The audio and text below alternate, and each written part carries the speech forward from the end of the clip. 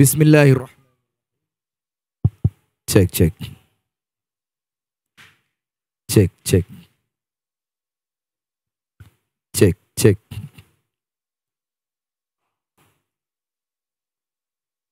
Cek, satu dua cek. Cek, satu dua, bismillah. Baik, bismillahirrahmanirrahim. Kita mulai hadirin sekalian. Assalamualaikum warahmatullahi wabarakatuh. Bismillahirrahmanirrahim. Alhamdulillahi rabbil alamin. Wa sallallahu wa sallam wa baraka ala sayyidina Muhammadin wa ala alihi wa sahbihi ajma'in. A'udzu billahi minasy syaithanir rajim. Wa min ayatihi an khalaqa lakum min anfusikum azwaja litaskunu ilaiha wa ja'ala bainakum mawaddatan wa rahmah. Inna fi dzalika laayatin liqaumin yatafakkarun. Wa qala Rasulullah sallallahu alaihi wasallam, khairukum khairukum li ahlihi wa ana khairukum li ahli. Sadaqallahul azim wa sadaqa Rasulullah sallallahu alaihi wasallam al-karim wa nahnu ma'a dzalika minasy syahidin amma ba'du.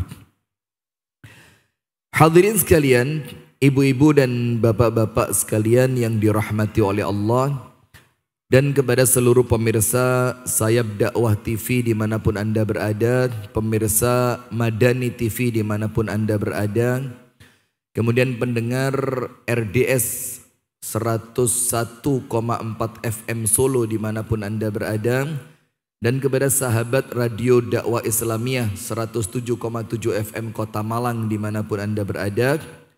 Alhamdulillah, bersyukur kepada Allah Subhanahu wa Ta'ala, di pagi hari ini, di hari Ahad seperti ini yang biasanya waktu untuk keluarga, waktu males bersama keluarga. Panjenengan kalau hari Ahad biasanya ngapain?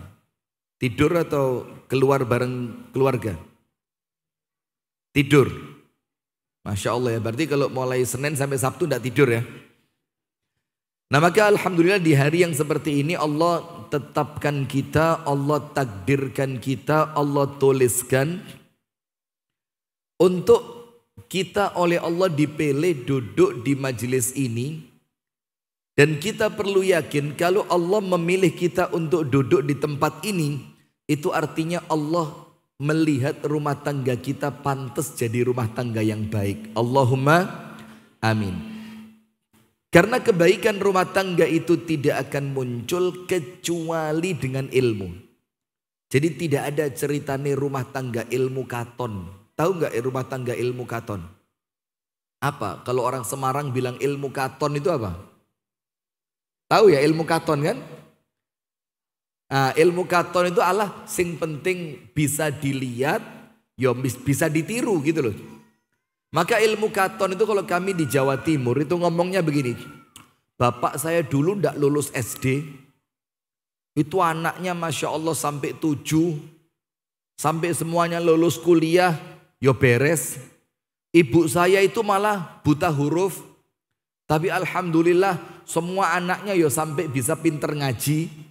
Akhirnya karena dianggap rumah tangga itu ilmu katon, maka kalau orang tua saya yang tidak sekolah saja bisa, saya yang sekolah sudah lebih bisa. Nah, maka tidak seperti itu. Maka ketika Allah Ta'ala menunjukkan kita untuk datang di tempat ini, itu artinya apa? Itu artinya memang Allah melihat kita ini pantas dapat rumah tangga yang baik. Tak kasih contoh. Ini ucapannya Amirul Mukminin Umar ibnul Khattab radhiyallahu anhu. Umar ibnul Khattab radhiyallahu anhu mengatakan, ala wa inni la ahmilu hammal ijabah. Saya ini kata Umar tidak pernah mikir, tidak pernah risau, tidak pernah bingung tentang diijabahnya doa. Karena itu bukan tugas saya. Tugasnya siapa itu? Ijabah doa tugasnya siapa? Tugasnya Allah. Wa qala rabbukum ud'uni astajib lakum. Allah berfirman, berdoalah kalian kepadaku, niscaya aku kabulkan. Walakinni, kata Umar, ahmilu hammad du'a. Tapi yang saya pikir, bisa ndak saya ini berdoa? Jadi kata Umar, saya ndak mikir doa saya diijabah atau tidak, ndak saya pikir. Kenapa? Karena memang itu bukan tugas saya. Yang saya pikir adalah yang merupakan tugas saya. Saya oleh Allah diperintahkan berdoa. Kalau saya mampu berdoa, wa idza ruziqtu du'aan fal ijabatu ma'ah. Kata Umar, kalau memang Allah memberikan saya kemampuan berdoa, itu tandanya memang Allah mau memberi. Kalau dari awal Allah tidak mau memberi, saya tidak akan diberi kemampuan untuk berdoa. Faham tidak sampai sini? Maka itulah para ulama mengatakan, orang yang berdoa itu ibarat orang yang narik awan mendung kepingin turunnya hujan. Kalau panjenengan sudah bisa berdoa, maka artinya awannya sudah ada. Tinggal ditunggu apa? Turunnya saja. Dan orang yang tidak mau berdoa, itu adalah orang yang berharap turunnya hujan di waktu kemarau tanpa awan mendung sedikit pun. Gak mungkin teko. Nah, sama seperti itu. Kehadiran kita di majelis ini ibarat doa. Kalau sudah berdoa, jawabannya pasti ada. Maka ketika Allah melihat panjenengan dan kami semua ini pantas dapat rumah tangga yang baik, Allah kasih jalannya menuju rumah tangga yang baik. Kalau jalannya sudah benar, nanti insya Allah ending garis finishnya itu insya Allah rumah tangga sehidup sesyurga. Allahumma amin. Materi ini hadirin saya sampaikan sama teman-teman. Ada dua materi yang tidak pernah garing. Ada dua materi yang tidak pernah dianggap boseni. Dua, yang nomor satu, materi tentang hijrah-hijrah itu. Walaupun memang sekarang masanya tidak seramai di awal-awal dulu tahun 2018, 2017 ya. Tapi tetap ketika kita menyampaikan materi tentang itu, orang-orang yang baru tobat, teman-teman muda yang baru hijrah, itu merasa ini materi penting. Karena masa peralihan. Itu yang pertama. Yang kedua, materi tentang rumah tangga. Itu tidak pernah ada bosennya untuk disampaikan. Kenapa? Karena rumah tangga itu dinamis. Masalah ono terus. Gimana pembuatan? Satu masalah selesai, muncul masalah yang baru. Masalah yang baru selesai, muncul masalah yang baru lagi. Maka kalau orang sudah berumah tangga tidak mau ngaji, itu keliru. Kenapa? Karena obatnya masalah itu adalah ilmu. Maka ketika panjenengan dapat masalah, panjenengan ngerti ilmunya, maka masalah itu akan diselesaikan dengan mudah dengan izin Allah Subhanahu wa ta'ala. Salawat beriring salam semoga tercurahkan kepada uswah kita baginda Nabi besar Muhammad sallallahu alaihi wasallam. Hadirin sekalian, sebagai pembuka. Rumah tangga itu nikmat yang wajib disyukuri. Rumah tangga itu apa? Nikmat yang ketika kita katakan rumah tangga itu nikmat, berarti ada satu kewajiban setelah nikmatnya datang, yaitu syukur. Sementara apabila kita tidak mampu mensyukuri, ancamannya dari Allah apa? Inna azabi lasyadid. La in syakartum la azidannakum. Kalau kalian bersyukur, nikmatnya apa? Nikmatnya apa? Kalau punya istri satu disyukuri sama Allah, wajah kok langsung berubah gitu mas. Maksudnya ditambah di sini belum tentu jumlahnya pak. tambah nurut, tambah taat, tambah mengabdi, tambah sopan, tambah tulus, tambah baik, itu loh ditambah. Lain syakartum. Kalau memang rumah tangga itu oleh kita disyukuri dengan cara yang benar. Tapi hati-hati, rumah tangga yang itu merupakan nikmat, kalau tidak disyukuri dengan benar, inna azabi lasyadid, maka nikmat rumah tangga itu bisa menjadi bumerang, menjadi azab. Berumah tangga semakin hari tidak menumpuk pahala, tapi semakin mengkoleksi dosa. Berumah tangga yang harapannya bahagia, tapi semakin merasa tersiksa. Angkat tangan yang seperti itu. Angkat tangan. Nanti sesi curhatnya nanti ya. Tapi angkat tangan dulu lah ya. Angkat tangan. Oh Allah, hati-hati loh ya, hati-hati loh. Mungkin mewakili umiknya mungkin. Oh enggak ya. Nah, maka itu yang pertama. Hati-hati dulu. Maka ada cerita di zaman tabi'in. Ini cerita saya yakin panjenengan sebagian atau mungkin semuanya sudah pernah dengar. Bagaimana mensyukuri rumah tangga. Ada seorang laki-laki dan perempuan, suami istri. Si suami mau ngomong kok ndak enak, tapi ndak diomong no, nanti panjenengan ndak ngerti. Si suami uelek pol. Kayak siapa ayo, jujur. Sadar diri. Si suami apa? Jeleknya luar biasa, buruk rupa. Si istri cantik jelita. Tanpa dandan pun sudah cantik. Dan kisah ini bukan kisah dongeng, Pak. Anda buka dalam kisah-kisah para salaf. Ini ceritanya tabi'in. Suatu hari istri yang tanpa dandan itu saja sudah cantik. Suatu hari dandan. Lawang gak dandanai ayu apa maneh? Dandan. Ketika suami pulang kerja, kaget. Busu. Kata suaminya. Kenapa? Mulai mancing ini. Panjenengan jangan khawatir, saya tidak dipancing aja terpancing kok. Sudah, maka si suami bilang apa? Alhamdulillah, saya terima kasih kepada Allah, bersyukur kepada Allah. Karena saya diberikan istri secantik kamu. Terus kata istrinya, sudah yuk masuk, sudah saya siapkan makan. Sudah, suaminya beres-beres, mandi, ganti baju, kemudian mereka makan bareng. Di meja makan, si istri ngomong sama suami, suamiku, ana wa anta fil jannah. Nanti kita ini bareng-bareng jadi penghuni surga. Kata suaminya, kok kamu yakin? Iya, saya yakin. Kenapa kok kamu itu penghuni surga dan aku juga penghuni surga? Kata suaminya, begini loh. Kamu itu loh, dapat istri cantik seperti saya. Tapi kamu syukurnya pandai. Kamu orang yang pandai bersyukur. Dan orang yang pandai bersyukur itu tempatnya di surga. Maka kamu karena kamu bersyukur, kamu bakal masuk surga. Kata suami, oh iya. Lah kalau kamu istriku. Kata istrinya apa? Gini mas, saya kan cantik. Iya. Sampean seperti apa mas? Suaminya mikir.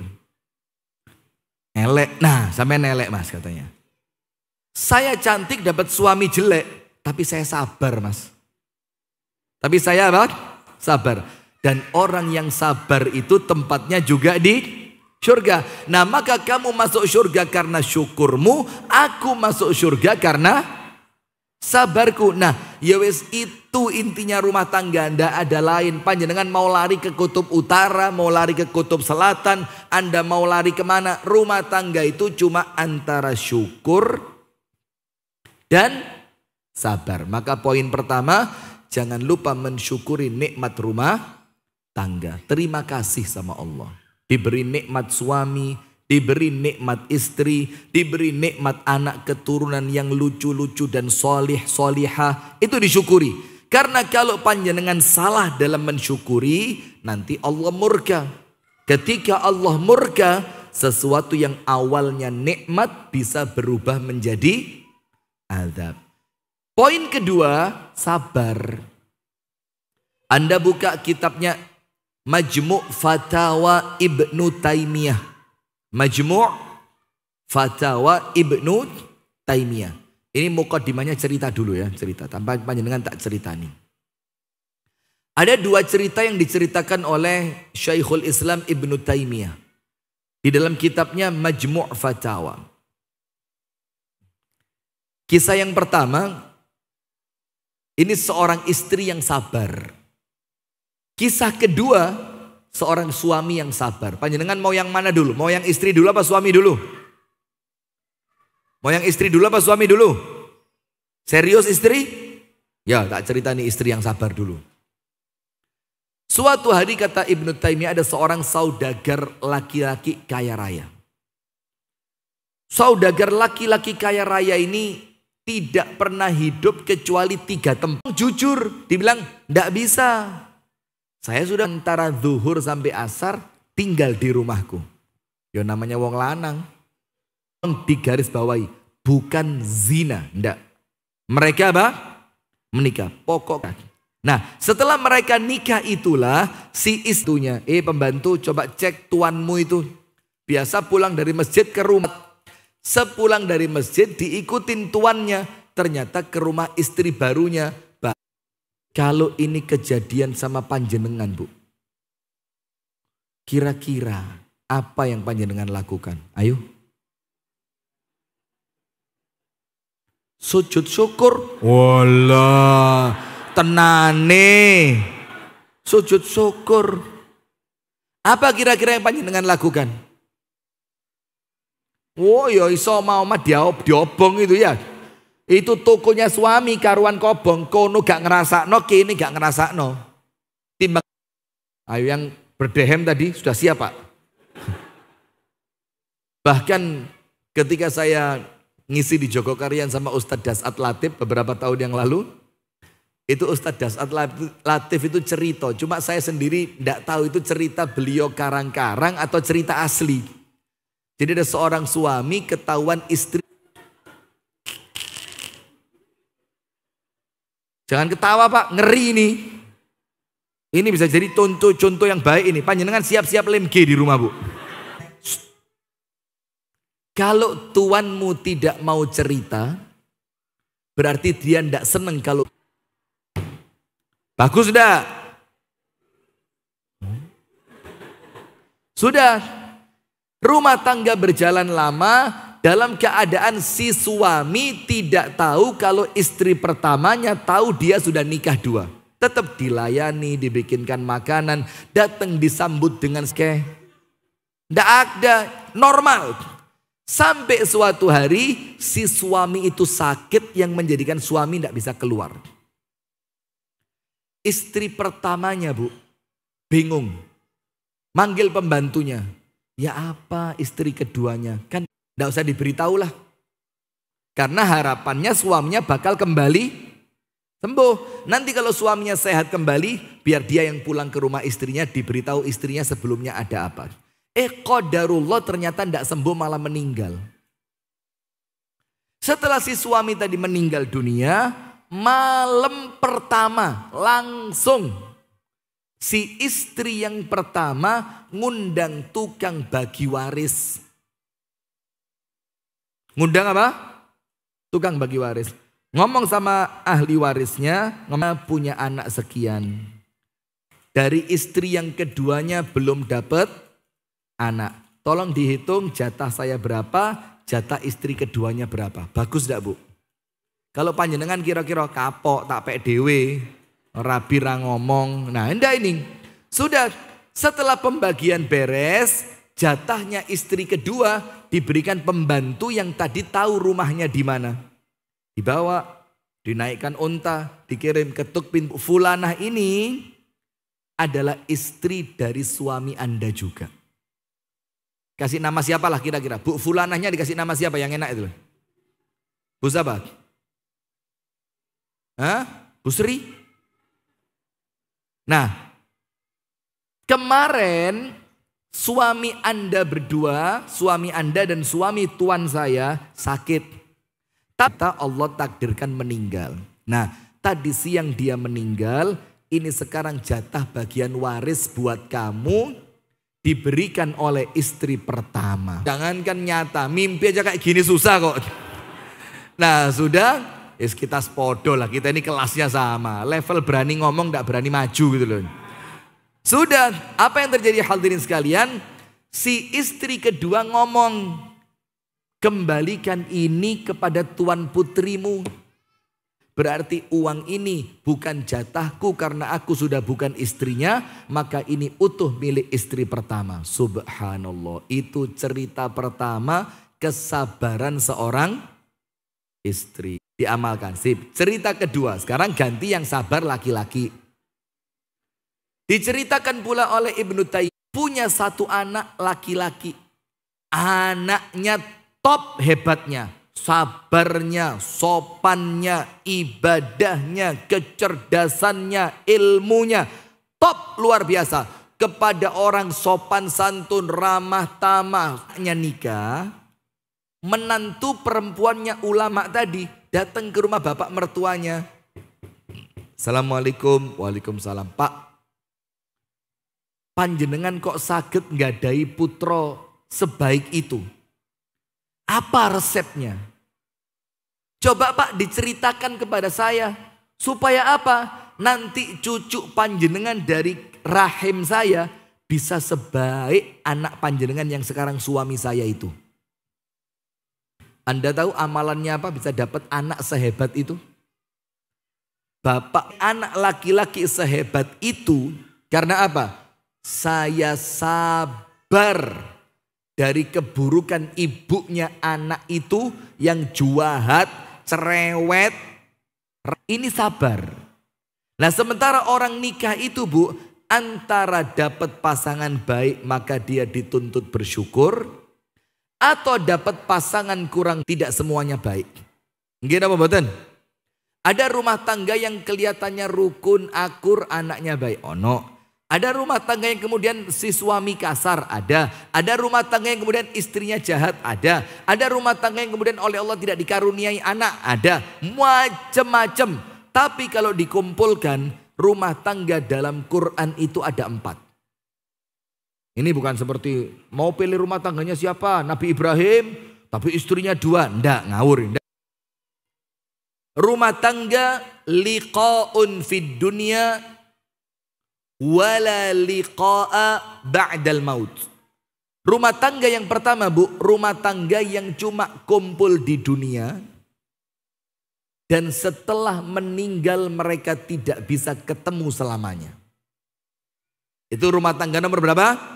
1. Kumpulnya cuma di mana? Di dunia toh.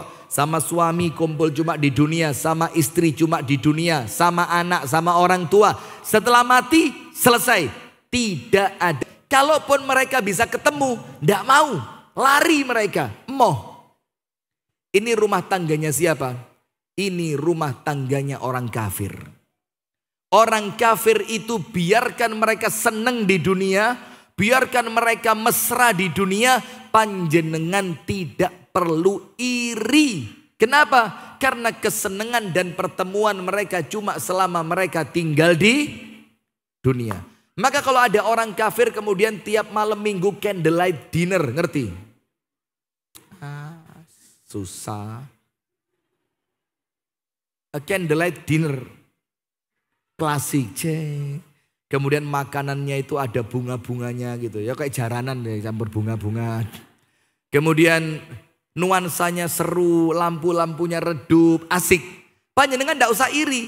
Kalau panjenengan kalau perlu panjenengan ewangi. Sak norek koyok ngono mek ndek donya tok.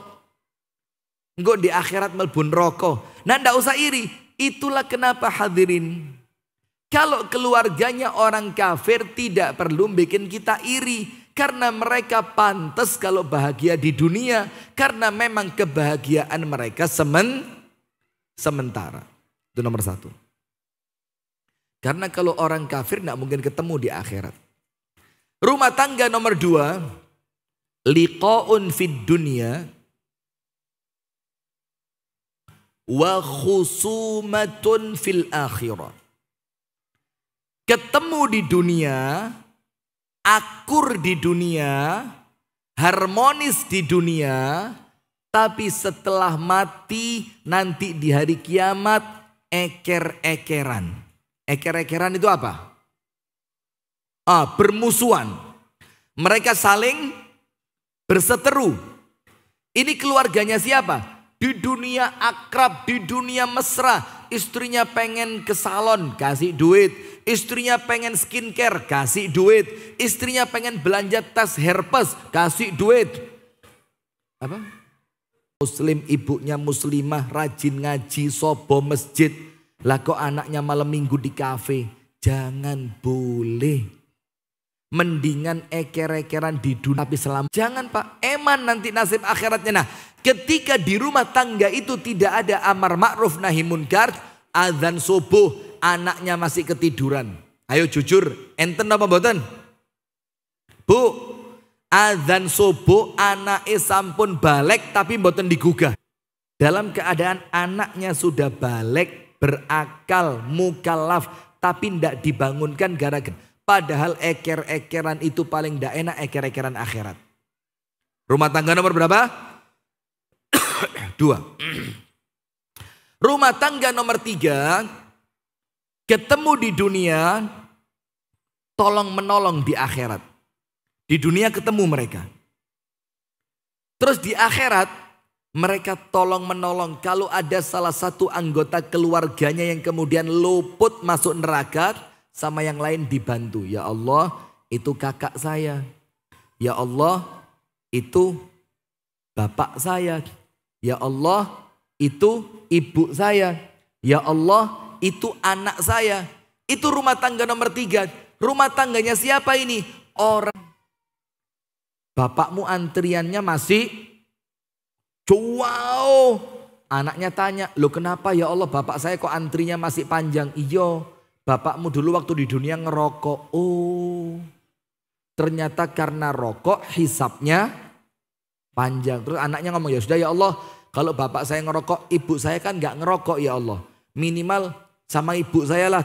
Ternyata ibunya lebih jauh lagi. Loh, ya Allah, kembang. Nah, ngawur maneh kan. Ya enggak begitu, sudah. Apa yang terjadi?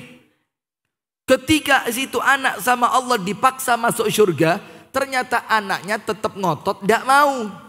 Apa yang terjadi Bu? Dalam tanda kutip, Allah Ta'ala ngalah. Allah panggil malaikat, ya malaikati, ibhathu an ummihi wa abi. Malaikat, wis kamu cariin saja bapak sama ibunya. Kesian ini anak. Ini anak sudah waktunya masuk surga, tapi dia jadi korban orang tuanya. Mosok dia harus nunggu lama. Terus bagaimana ya Allah? Carikan bapaknya, carikan ibunya, masukkan bareng. Ini keluarga nomor berapa? 3. Waktu di dunia, di dalam rumahnya ada amar ma'ruf nahi munkar. Maka ketika istri mau keluar jilbabnya belum rapi, pegang tangannya. Istriku, daripada aku cari ganti untuk kamu, mendingan kamu di rumah saja ya.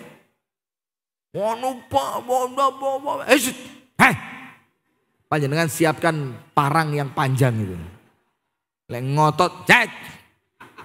Berangkat. Ya enggak gitu, tapi intinya jangan sampai kalah dengan anak. Itu rumah tangga nomor 3. Nomor 1, ketemunya cuma di dunia, setelah mati tidak ketemu. Rumah tangga nanti terminal akhirnya sama. Insya Allah surga. Nomor 2, mesra di dunia tapi berantem di akhirat. Itu keluarganya orang Islam yang di dalam rumahnya tolong untuk masuk surga. Apa ayatnya? Allah Ta'ala berfirman, in walladzina amanu wattaba'atkan, mereka bareng-bareng. Apa kata Imam Ibnu Katsir? Kalau surganya anak di bawah, orang tua surganya di atas, anaknya itu ndak enak nanti bojone ayu. Pe Ustaz rek iki jelas perawatan larang iki, apa sih wong Ustaz apresiasi? Ya mesti wong Ustaz. Ono eleke, bayo ngerti jarkoni. Iso ujar ra iso. Nah, repot Pak. Pertemuan dan komunikasi. Itu nomor 1. Ndak bisa Pak. Rumah tangga tanpa ketemu, tanpa komunikasi itu ndak bisa. Bahkan pun sekarang yang namanya LDR. Loh kalau bahasa Inggris ya jangan meragukan lah. Saya ini tinggalnya di kampung Inggris. Ngawur. Dikira ndak bisa ta ya cek lucu ae mek ngono to. Loh panjenengan mau ceramah bahasa Inggris ayo. Nanti saya khawatir panjenengan ndak bisa. Kalau saya yo lek ngawur ya iso. Sudah? Begini Pak. Pertama kali pintu rumahnya diketuk siapa? Istri yang jatah malamnya paling terakhir kemarin. Itu yang pertama kali didatengin. Kurangan ndak? Tanya setelah istri pertama dirasa cukup. Pindah. Nggak kepingin. Ini sensasinya itu loh. Lah kita rono iki. Setelah sholat subuh. Ketemu yang kedua kapan? Ba'da sholat asar. Lo ada waktu luang. Kalau tidak ada waktu luang.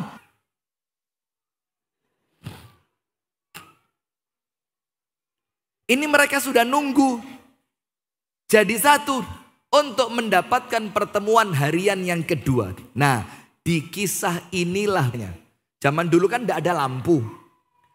Ketika nanti malam jatahnya Ibunda Aisyah. Semua istri Nabi nunggu Nabi di rumahnya Ibunda Aisyah. Setelah Nabi datang Nabi duduk. Gelap rumahnya kecil tidak ada lampu. Ternyata tangannya Ibunda Sofia ditaruh di samping kursinya Nabi. Ini kan rumahku.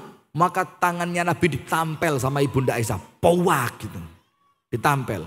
Rasulullah kaget. Ada apa ini? Ternyata tangan yang disentuh bukan tangannya Aisyah. Tapi tangannya siapa? Sofia. Itu maka nomor satu. Intensitas pertemuan. Loh kalau kita mungkin yon tidak serapet itulah. Apalagi kalau istrinya lebih dari satu. Tapi kalau istrinya satu yo. Terus mau apa lagi? Ya makan siang sama dia. Makan malam dia lagi. Mau tidur yo ketemu dia. Pertemuan komunikasi. Ini penting. Dan komunikasinya Nabi yang paling intens di dua waktu. Ayo ini suami istri harus ngerti. Pertemuan pagi dan sore. Komunikasi yang paling intens untuk menjaga bumbu rumah tangga tetap enak. Itu di dua waktu. Nomor satu, baterai sisa. Untuk mendengarkan dia cerita regone kangkung munda. Saiket biasanya 500, saiket 750. Itu kalau tidak didengarkan Pak, bisa terjadi perang Palestina Israel itu.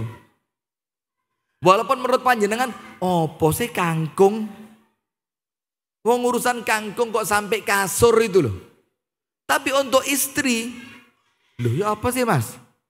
Iki kangkung lagi gak dicerita nih Prabowo tidak jadi dilantik ini Mas gara-gara kangkung ini. Itu buat istri kalau tidak didengarkan suami, dia akan cari media di mana dia di sana merasa diperhatikan. Berarti yang salah siapa? Istri itu kenapa sih kalau curhat sama ustadz kok kelihatannya metu kuwabeh. Mulai alif sampai ya. Sampai ustadz yang ini. Sampun bu. Loh niki dereng separuh ustadz. Astagfirullahaladzim. Kenapa? Karena lek gak metu dadi kolesterol, asam urat, jadi darah tinggi, jadi diabetes, maka omongannya harus apa? Nah itulah maka Nabi Muhammad ngajarin suami. Apa sih yang ngeleng ngerungokno? Tak kasih resep saya. Duh tapi live ini. Nanti kalau istri saya denger Pak. Sudah wes lah ndak anak ndak istri. Tapi istri saya setelah ditinggal 5 hari. Biasa dia punya perbendaharaan cerita wake. Jadi novel itu sak mini. Sudah mulai. Terus cara saya bagaimana? Meripat ngantuk, kuping kesel, awak remuk. Tapi istri harus didengerin. Saya gini, istri saya cerita. Iya. Kok bisa ya? Naik lagi dia.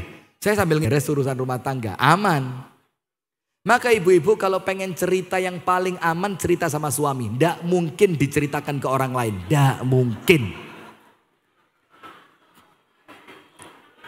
Ya apa? Jangankan diceritakan mungkin bocor. Lau melbu kuping ega. Ya cuma mosok. Kok bisa ya? Ih, ya sudah ya. Nah gitu, aman itu. Yang kedua, kapan Nabi Muhammad ngobrol sama istrinya? Kapan? Setelah sholat tahajud. Ini susah lah ini ya. Lalu panjenengan tahajudnya 6:30 siang kok. Wis repot mau cerita suami kejar jam kantor. Nabi Muhammad itu bangun sholat tahajud. Ketika witirnya selesai. Jadi gini. Nabi Muhammad. Ini panjenengan suami istri harus ngerti gini-gini nih guys. Harus ngelontok sudah. Baru ketika Nabi Muhammad mau witir. Sisa 2 menit aja sabar.